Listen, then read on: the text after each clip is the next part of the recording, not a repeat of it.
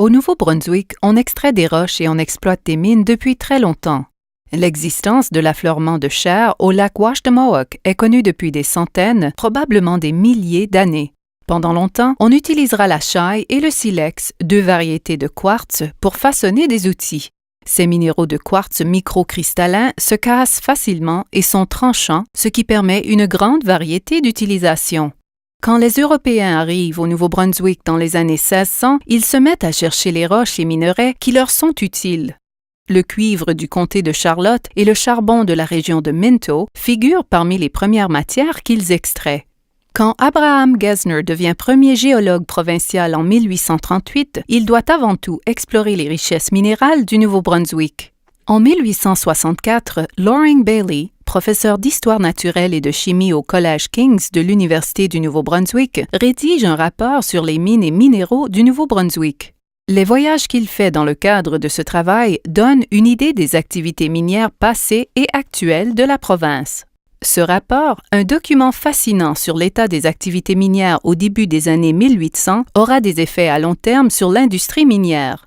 Les travaux de Gesner datent alors de 25 ans et Bailey doit visiter beaucoup de nouvelles exploitations minières. Comme Gesner, il emprunte les routes et les voies navigables et note qu'il est très difficile de voir les affleurements rocheux vu qu'une grande partie de la province est couverte d'arbres. Malgré ces difficultés et le peu de temps dont il dispose pour mener à bien ses travaux l'été, Bailey réussit à voir une grande partie de la province. Bailey commence son voyage au nord de la rivière Tobique où il remarque des gisements de gypse, un minerai qu'il a déjà vu près de Hillsborough. Près de Bathurst, il voit du cuivre au bord de la rivière Nipisiguit et des dépôts de manganèse près de la Tétagouche. Après avoir visité Bathurst, Bailey écrit « Je suis certain que la découverte de filières considérables de grande valeur serait la récompense d'une exploration minutieuse et intelligente de ce district. L'avenir lui donnera raison. En effet, le gisement rendu célèbre sous le nom de Brunswick numéro 12, près de Bathurst, va générer une production d'environ 20 milliards de dollars. Plus tard, Bailey visite la mine d'antimoine de Prince William, une petite exploitation minière où on extrait de la stibine pour récupérer l'antimoine.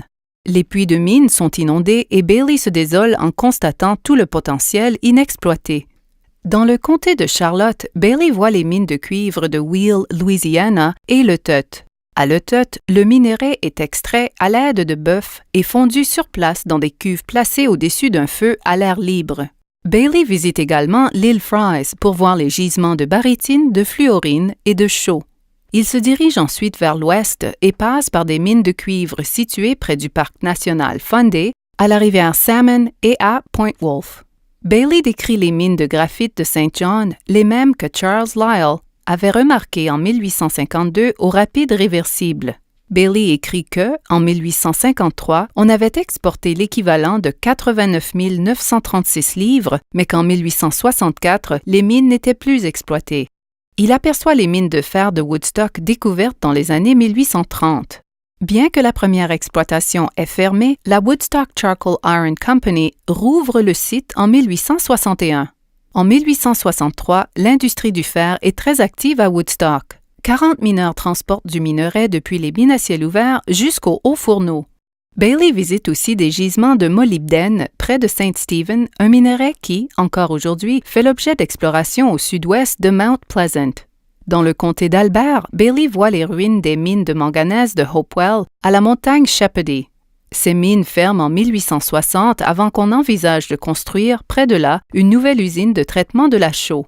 Non loin de là, les mines de charbon d'Albert, comme les appelle Bailey, sont une des rares exploitations minières florissantes et professionnelles. Bailey décrit les mineurs et la communauté. Ils extraient du bitume, qu'ils appellent ici albertite, et en expédient jusqu'à 18 000 tonnes. Tout près, dans la même structure géologique, Bailey visite l'exploitation Caledonian Oil Works, dont il décrit le schiste et l'albertite à haute teneur en bitume. Bailey observe les débuts de l'industrie pétrolière au Nouveau-Brunswick et examine les mêmes roches qui sont encore explorées de nos jours pour le gaz naturel. Au cours de sa longue carrière à l'Université du Nouveau-Brunswick, Loring Bailey rédige de nombreux autres rapports sur la géologie de la province.